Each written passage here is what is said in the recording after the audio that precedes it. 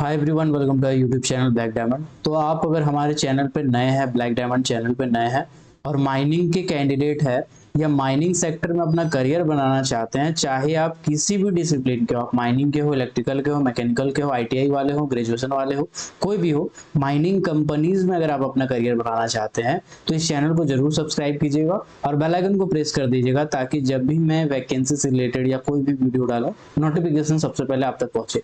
तो आज मैं जो वैकेंसी लेके आया हूँ वो एक सेंट्रल गवर्नमेंट की पीएसयू है, टीएचडीसी। टीएचडीसी इंडिया लिमिटेड एक गवर्नमेंट का पीएसयू है, मिनी रत्न के कैटेगरी में आता है और ये कंपनी भारत के कुछ कुछ जगह पे mines, power plant, solar plant, hydro electricity, wind electricity, अलग अलग सेक्टर में काम करती है। बेसिकली पावर सेक्टर की एक कंपनी है। तो इसमें वैकेंसी निकाला गया है। वैकेंसी कौन कौन से पोस्ट का है मैं पहले ही क्लियर कर देता हूं आपको। वैकेंसी है सबसे पहला माइन सर्वेयर का और जूनियर माइन ओवरमैन का। ये दो वैकेंसी निकाली गई है, यानी कि जो डिप्लोमा वाले कैंडिडेट है जो भी सर्वेयर के लिए अप्लाई करना चाहते हैं या जो जूनियर ओवरमैन के लिए अप्लाई करना चाहते हैं, ये इस वीडियो पे आराम से रह सकते हैं। ठीक है, तो टीएचडीसी के बारे में यहाँ पे लिखा हुआ है, डिटेल में अगर आप पढ़ना चाहते हैं तो पढ़ सकते हैं। बेसिकली मैं आपको बता दिया हूँ। ठीक है, और मिनी रत्न की कैटेगरी में एक कंपनी आती है। इसमें जो वैकेंसी निकाला गया है, सबसे खास बात यह है कि ये परमानेंट वैकेंसी है, मतलब रेगुलर बेसिस का वैकेंसी है। यानी जैसे आप कोल इंडिया के अंदर लगते हैं, वो भी सेंट्रल गवर्नमेंट के पीएसयू हैं, जैसे कि आप नाल्को के अंदर में लगते हैं, जैसे मोइल के अंदर में लगते हैं, एचसीएल के अंदर में लगते हैं, उसी तरह से आप टीएचडीसी के अंदर में डायरेक्टली लगेंगे, यानी कि पीएसयू के अंडर में आप रहेंगे डायरेक्टली। पीएसयू कंपनी में आपका परमानेंट जॉब रहने वाला है। ठीक है, तो ये एक बहुत अच्छी बात है। तो चलिए अब आगे की बात करते हैं। सबसे पहले ये वैकेंसी तक पहुंचेंगे कैसे, तो कोई भी ब्राउजर ओपन कर लेना। यहाँ पे आपको टीएचडीसी लिख के सर्च कर लेना है। टीएचडीसी जैसे आप सर्च करेंगे थोड़ा सा टाइम लगेगा, फिर खुल जाएगा। thdc.co.in के ऑफिशियल वेबसाइट पे आ जाना है। ऑफिशियल वेबसाइट में आने के बाद ऊपर में हिंदी या इंग्लिश लैंग्वेज सेलेक्ट कर लेना है जो आपको ठीक लगे। फिर यहाँ पे आप अगर चाहें टीएचडीसी के बारे में पढ़ना तो आप पढ़ सकते हो, और यहाँ पे कौन कौन से पावर प्लांट हैं, कहाँ कहाँ इसका माइंस लोकेटेड है, आप यहाँ पे डिटेल में जाके एक एक चीज को देख सकते हैं। यहाँ पे ऊपर में कैरियर टैब आएगा, इसमें आपको क्लिक करना है। कैरियर टैब ओपन होने के बाद आपको यहाँ पे राइट साइड में देखिएगा न्यू जॉब ओपनिंग्स आएंगे, इसमें आपको क्लिक कर लेना है। इसके बाद आपका यहाँ पे एडवर्टाइजमेंट जो भी निकली होंगी अभी रिसेंट में, करंट में, वो सभी आपको यहाँ पे शो हो जाएगा। तो यहाँ पे देखिएगा जूनियर ओवरमैन और सर्वेयर का वैकेंसी है, तो इसमें क्लिक करेंगे तो पीडीएफ आपको ऑटोमेटिकली डाउनलोड हो जाएगा। देखिए यहाँ पे जूनियर सर्वेयर का जो पोस्ट है, सॉरी माइन सर्वेयर का जो पोस्ट है, जो आपका इसमें माइन सर्वेयर का पोस्ट है, उसमें अगर माइन सर्वेयर की आप बात करें तो टोटल इसमें 3 पोस्ट है। यहाँ देख पा रहे होंगे आप, टोटल 3 पोस्ट है, जिसमें से 2 अनरिजर्व कैटेगरी के लिए, और इसमें जो रिजर्वेशन क्राइटेरिया लागू होता है वो सेंट्रल गवर्नमेंट का लागू होता है। यानी कि आप अनरिजर्व कैटेगरी 2 वाले तो भर सकते हैं, और जो ओबीसी यानी सेंट्रल गवर्नमेंट के हिसाब से ओबीसी नॉन क्रीमी लेयर वाले होंगे वो इस फॉर्म को भर सकते हैं सर्वेयर के लिए। इसी तरह से जूनियर माइन फॉर्म में ओवरमैन का जो वैकेंसी है S2 ग्रेड का, उसमें टोटल 2 सीट है, जिसमें अनरिजर्व कैटेगरी के लिए 1 सीट है और एससी कैटेगरी के लिए 1 सीट यहाँ पे रिजर्व रखा गया है। ठीक है, अब आते हैं एलिजिबिलिटी के ऊपर, जो कि सबसे मेन चीज है एलिजिबिलिटी। तो चलिए हम लोग एलिजिबिलिटी को देखते हैं कि क्या इसकी योग्यता रखी गई है, क्या क्वालिफिकेशन मांगा गया है। ठीक है, जस्ट अ सेकेंड।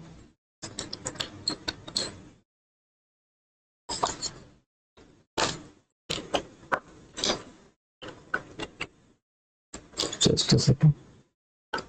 ओके, चलिए इसका क्वालिफिकेशन वगैरह देख लेते हैं। सबसे पहले माइन सर्वेयर S2 ग्रेड में बोला गया है कि फुल टाइम डिग्री होना, डिप्लोमा होना चाहिए। माइन सर्वे में हो तब भी चलेगा, डिप्लोमा इन माइनिंग इंजीनियरिंग में हो तब भी चलेगा, diploma in mining and mine surveying हो तब भी चलेगा, या फिर जो डिप्लोमा इन सिविल वाले हैं तब भी चलेगा, बशर्ते कि आपको 60% या इसके इक्विवेलेंट मार्क्स लाना पड़ेगा। अगर आप SC ST कैटेगरी हैं तो आपका परसेंटेज कम होना चाहिए। ठीक है, इसके बाद यहाँ पे एक चीज बोला गया है कि डिप्लोमा तो चाहिए ही चाहिए, साथ ही साथ आपके पास सर्वेयर सर्टिफिकेट चाहिए, कोल का कॉम्पिटेंसी सर्टिफिकेट। अब ये रेस्ट्रिक्टेड वाला हो चाहे अनरेस्ट्रिक्टेड वाला हो, दोनों में से दोनों इसके लिए एलिजिबल हैं। ठीक है, पोस्ट क्वालिफिकेशन एक्सपीरियंस, ये यहाँ पे जो लिखा हुआ है ना, ये एक तरह से बैरियर है, और जो इनके लिए एलिजिबल हो रहे हैं उनके लिए तो सबसे बेस्ट अपॉर्चुनिटी है, एक तरह से कह सकते हैं कि उन्हीं के लिए वैकेंसी रखा गया है। पोस्ट क्वालिफिकेशन एक्सपीरियंस को बोला गया है कि minimum 4 year of post qualification experience in relevant field of mining. Post qualification experience का मतलब होता है कि जब आप स्टेचुअरी सर्टिफिकेट गेन कर चुके होते हैं, यानी सर्वेयर सर्टिफिकेट आप ले लिए हैं, उसके बाद का 4 साल का जो एक्सपीरियंस अगर आपके पास है तो उस केस में आप इसको अप्लाई कर सकते हैं। एज भी इसमें लिमिट कर दिया गया है 30 ईयर, ठीक है, तो एज भी इसमें कम रखा गया, बाकी जो सेंट्रल गवर्नमेंट का एज रिलैक्सेशन क्राइटेरिया हो यहाँ पे फॉलो होता है। तो सर्वेयर वाले जो भी इस कैटेगरी में बैठ रहे हैं, फिट बैठ पा रहे हैं, पहली बात तो फिट नहीं बैठ पाएंगे 90% लोग, लेकिन जो फिट बैठ पा रहे हैं ना वो जरूर अप्लाई करना। बहुत कम कंपटीशन है, सिर्फ समझिए क्वालिफाइंग नंबर आपको लाना है, ठीक है। चलिए दूसरा है जूनियर ओवरमैन, माइन ओवरमैन का, ठीक है। इसमें लिखा हुआ है कि फुल टाइम डिग्री होना चाहिए डिप्लोमा इन माइनिंग इंजीनियरिंग में 60% मार्क्स के साथ। ओवरमैन सर्टिफिकेट भी होना चाहिए आपके पास, और पोस्ट क्वालिफिकेशन मतलब बोला गया ओवरमैन सर्टिफिकेट के बाद मिनिमम 4 साल का एक्सपीरियंस होना चाहिए। अब जिनके पास नहीं है एक्सपीरियंस उनको मैं CIL का भी एक अपडेट दूंगा, कोल इंडिया में कब वैकेंसी आने वाली है और कौन सी सब्सिडी में आने वाली है, थोड़ा सा आप पेशेंस बनाए रखिएगा, ठीक है। तो minimum 4 year of post qualification experience बोला गया है कि ओवरमैन सर्टिफिकेट के बाद आपका 4 साल का एक्सपीरियंस होना चाहिए, तब जाके आप इस फॉर्म को भर सकते हैं। एज लिमिट 30 ईयर रखा गया है 1/7/2025 के हिसाब से। हालांकि इसमें OBC वाले को 3 साल का रिलैक्सेशन है, मतलब 33 साल तक का भर सकते हैं। ST/ST वाले को 5 साल का रिलैक्सेशन इसमें मिलेगा, जो कि सेंट्रल गवर्नमेंट के नॉर्म्स है। बाकी परसेंटेज की बात करूं तो परसेंटेज यहाँ पे SC/ST कैटेगरी के लिए थोड़ा सा कंसेशन दिया गया है, 50% रखा गया है, लेकिन बाकी जो जनरल कैटेगरी EWS OBC वाले हैं उनका 60 का 60% ही चलेगा, ठीक है। अब इस फॉर्म को अप्लाई करेंगे, अप्लाई कैसे करेंगे, तो अप्लाई का जो यहाँ पे डेट दिया गया है, ठीक है, अप्लाई का जो डेट दिया गया है वो पहले दिखा देता हूं आपको, वो आपका स्टार्ट होगा 1st वीक ऑफ अक्टूबर से। और कहाँ पे आपको दिखेगा, बिल्कुल यहीं पे दिखेगा। आप यहाँ पे जब जॉब ओपनिंग में जाते हैं, एडवर्टाइजमेंट डाउनलोड करते हैं, यहीं पे आपको अपॉर्चुनिटी, इसी सेक्शन में जाके आपको अप्लाई करना। हालांकि आप बोलोगे तो वीडियो बना दूंगा मैं, ठीक है, उसमें जाके आपको अप्लाई करना है। 1 अक्टूबर से, मतलब ये 1st वीक ऑफ अक्टूबर से ये वैकेंसी स्टार्ट हो जाएगा, मतलब अप्लाई कर सकते हैं आप, ठीक है। अब इसका सैलरी क्या है, तो सैलरी रखा गया है, जस्ट सेकंड में आपको बता देता हूं, ठीक है। सैलरी आपका है 29,600 रुपया। अब 29,600 रुपये ये बेसिक है, ध्यान दीजिएगा ये बेसिक है, प्लस इसमें DA HRA वगैरह सब कुछ ऐड होंगे, तो एक मोटा मोटी मैं आपको अंदाज बताता हूँ, 45 से 50,000 रुपया आपको ऑन हैंड कट छट के मिलने वाला है स्टार्टिंग सैलरी, ठीक है। और इसके बाद क्या होता है, ये 600 है, ठीक है। इसके बाद क्या होता है, इसमें हर 4 साल में आपका ग्रेड चेंज होता है, तो ये बहुत अच्छा बेनिफिट है इस कंपनी में। कोल इंडिया वगैरह बाकी जगह पे जाओगे तो 5 साल में होता है, यहाँ पे आपका 4 साल में ग्रेड चेंज होता है, मतलब S2 से S3 ग्रेड में आप 4 साल में पहुंच जाएंगे। तो इसका आपको एक अच्छा खासा बेनिफिट मिलेगा, सीनियरिटी ऑर्डर वगैरह अच्छा बना हुआ है, पॉलिसी जो बना हुआ है आपका THDC का वो एक अच्छा बना हुआ है। तो देख सकते हैं सैलरी भी आपको अच्छा खासा मिल रहा है, ठीक है। इसके बाद आपको साथ में जो बेनिफिट होती है गवर्नमेंट वाला, क्वार्टर मिलना, PRP मिलना, है ना, अलाउंस वगैरह मिलना, DA FA जो भी मिलेगा, है ना, ठीक है, वो सब कुछ बता दिया गया है। यहाँ पे DA भी बता दिया गया 35% है। कंप्यूटर, ये अभी कुछ फैसिलिटी भी आपको मिलेंगे, जैसे शॉर्ट टर्म और लॉन्ग टर्म अगर आप लोन लेना चाहते हैं तो एडवांस ले सकते हैं, उसमें आपका इंटरेस्ट वगैरह नहीं लगता। कार लोन, होम लोन, ये लोन वो loan, computer loan, medical facility तो आपको देगा ही, ग्रुप इंश्योरेंस, मतलब कुल मिलाकर के सेंट्रल गवर्नमेंट की सारी बेनिफिट आपको यहाँ पे मिलने वाली है खास। और लोन वोन वाला अगर आप देखेंगे तो यहाँ पे कुछ एडेड बेनिफिट है जो बाकी कंपनीज में नहीं होती है। नाल्को में होता है ये सिस्टम, बाकी कंपनी में नहीं होती है, ठीक है। प्लेसमेंट आपको कहीं भी दिया जा सकता है, पहले बता दिया गया है। फी आपका 600 रुपया रखा गया है OBC EWS और जनरल कैटेगरी वालों के लिए। SC/ST के लिए कोई फी नहीं रखा गया है, ठीक है। फॉर्म आपको ऑनलाइन ही भरना है। अब इसमें सबसे बड़ी बात आती है एक्सपीरियंस का। तो देखिए अगर आपका 4 साल का एक्सपीरियंस है तभी आप इस फॉर्म को भर सकते हैं, ठीक है, क्योंकि इसका शॉर्ट लिस्टिंग किया जाता है। आप अगर फॉर्म भरेंगे भी तो अगर आपका 4 साल का एक्सपीरियंस नहीं है तो आपको रिजेक्ट कर दिया जाएगा, शॉर्ट लिस्टिंग होने के बाद ही बुलाएगा। भले उनके लिए 10 ही कैंडिडेट एलिजिबल होंगे तो वो 10 को ही बुलाएंगे। THDC का जो रिकॉर्ड है बहुत खराब रहा है, कंपनी जल्दी शॉर्टलिस्ट नहीं करती है, जिसको शॉर्टलिस्ट करती है समझिए बहुत खुश नसीब है, बहुत लकी आदमी है। बहुत कम लोगों को शॉर्टलिस्ट करके बुलाती है वो, अगर आपकी योग्यता को पूरा करते हैं, पूरी तरह से आपके जो डॉक्यूमेंट है वो सब साफ सुथरे हैं, तो फिर आपको कोई दिक्कत नहीं है, आप कर सकते हैं। यहाँ पे बोला गया है कि आपको फॉर्म 16 अपलोड करना पड़ेगा, लेकिन अगर फॉर्म 16 नहीं है तो उसमें कुछ रिलैक्सेशन भी दिया गया है, यहाँ पे बताया गया है, ठीक है। क्या क्या है बताता हूँ। कुछ कुछ कंपनी वाले नौटंकी करते हैं, भैया नहीं देगा फॉर्म 16 जारी करना कर ले। तो आप छोटे मोटे प्राइवेट कंपनी में हैं और अगर आपको फॉर्म 16 नहीं मिलता है तो उसका भी उपाय है, मैं आपको बता देता हूँ। पिछली बार बहुत सारे बच्चे इसके वजह से नहीं भर पाए थे और उनका एडमिट कार्ड रिलीज नहीं हुआ था। ठीक है, देखिए फॉर्म 16 का क्या हिसाब किताब है।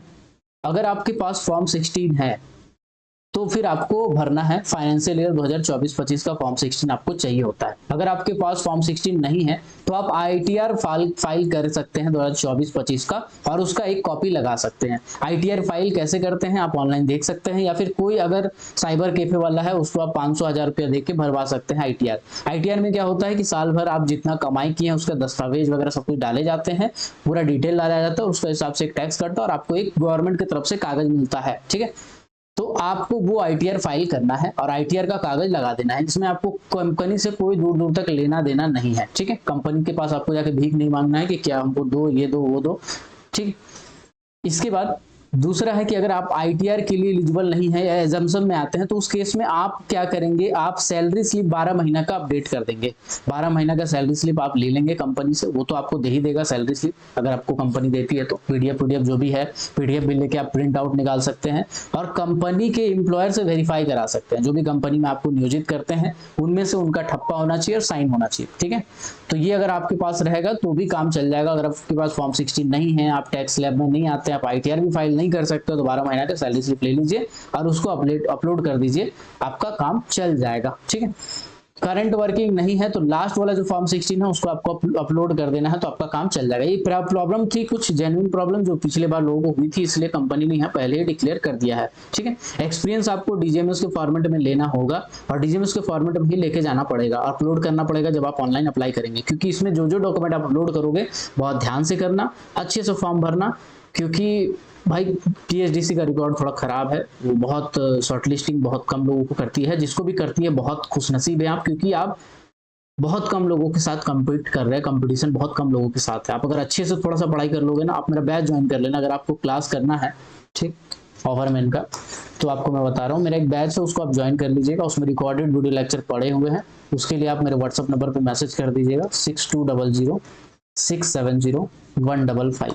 इसमें रिकॉर्डेड वीडियो लेक्चर पूरा मैं डाला हुआ हूँ, आपको आराम से धीरे धीरे देखना है, जब आपको टाइम मिले, जॉब वाले हैं तो, और आराम से आपको उसका नोट्स वगैरह बनाना है।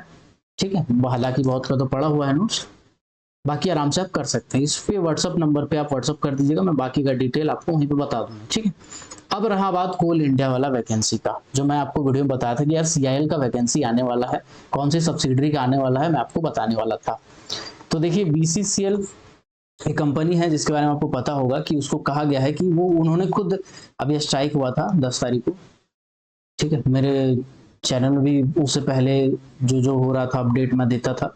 तो मार्च में आपका, मार्च से पहले, मार्च 2026 से पहले आपका प्रोसेस कंप्लीट कर लेना है, मतलब जो ज्वाइनिंग का प्रोसेस को कंप्लीट कर लेना है। तो इसमें कम से कम आपका 4 से 5 महीने का समय जाता है। ठीक है, तो कुल मिलाकर के अभी का डेट चल रहा है सितंबर, और आपका 4 से 5 महीने जाएगा, मतलब अक्टूबर टू नवंबर। ठीक है, मतलब सितंबर, अक्टूबर, नवंबर, इस बीच में बीसीसीएल की वैकेंसी आने की पूरी संभावना है, क्योंकि उन्होंने रिटर्न में एक दिया हुआ है लेटर। तो बीसीसीएल का तो पहला तो बहुत ज्यादा चांस है, क्योंकि इसमें स्टेचुरी मैन पावर बहुत ज्यादा कम है, बहुत दिनों से बीसीसीएल ने वैकेंसी नहीं निकाला है। ओवरमैन का छोटा मोटा निकाल के काम चलाया है, डिपार्टमेंटल प्रमोशन लेके काम चलाया है। ठीक है, तो बीसीसीएल में बहुत सारे पोस्ट खाली है, तो सबसे पहला जो क्राइटेरिया है, सबसे पहले जो किसी को निकालना पड़ेगा तो वो बीसीसीएल को ही निकालना पड़ेगा। इसके बाद एनसीएल में ओवरमैन का पोस्ट अच्छा खासा खाली है, अच्छा खासा खाली है। ठीक है, तो एनसीएल में भी ओवरमैन के चांस बनते हैं, जो कि अब जल्दी से जल्दी रिलीज होगा। जब भी आएगा, एक सब्सिडरी अगर ग्रांट कर दे, मतलब कोल इंडिया जब भी ग्रांट करती है ड्राफ्ट को, उसके बाद हर सब्सिडरी का वैकेंसी आ सकता है लगातार। ठीक है, तो 3-4 वैकेंसी लगातार आने वाली है बाबू, इस बार नौकरी पकड़ लो, क्योंकि अगर इस बार आपका जॉब नहीं लगा बीसीसीएल में, सीसीएल में, कोल इंडिया किसी भी सब्सिडरी में या किसी भी कंपनी में, तो फिर समझ लेना कि आप नहीं भर पाओगे आने वाले टाइम में फॉर्म। रीजन ये है कि पॉलिसी में कुछ बदलाव हो सकते हैं, एक्सपीरियंस भी इसमें इंक्लूड किया जा सकता है, इसलिए इस वैकेंसी को पकड़ लीजिए। इसमें फ्रेशर के लिए वैकेंसी रहेगा, सरदार सर्टिफिकेट, ओवरमैन सर्टिफिकेट वाले को आने वाले टाइम में एक्सपीरियंस भी मांगा जा सकता है। तो आई होप ये छोटा सा अपडेट आपके काम का होगा। अगर आप फिर भी क्लास ज्वाइन करना चाहते हैं कोल इंडिया का बाबू, तो आप ज्वाइन कर सकते हैं। आप सबसे पहले MMLS पोर्शन खत्म करेंगे, ठीक है, इसके लिए मैं बैच में ऐड कर दूंगा आपको MMLS वाला में। उसके बाद कोल इंडिया का सेपरेट बैच में स्टार्ट करके उसमें ऐड कर दूंगा। तो बेसिकली दोनों में आपको पैसा एक ही बार अभी दे देना है, बाद में मैं आपको स्विच कर दूंगा और उस बाद में आपको फी वगैरह कुछ नहीं लगेगा। आप अगर ज्वाइन करना चाहते हैं तो व्हाट्सअप नंबर 6200670155 इस व्हाट्सअप नंबर पे आप मैसेज कर दीजिएगा, मैं आपको ग्रुप में ऐड कर दूँ, मतलब व्हाट्सएप पे मैसेज कर दीजिएगा, बाकी का डिटेल में आपको बता दूंगा। ठीक, आई होप ये छोटा सा वीडियो आपके काम का होगा। मिलते हैं अगले वीडियो में किसी और टॉपिक के साथ।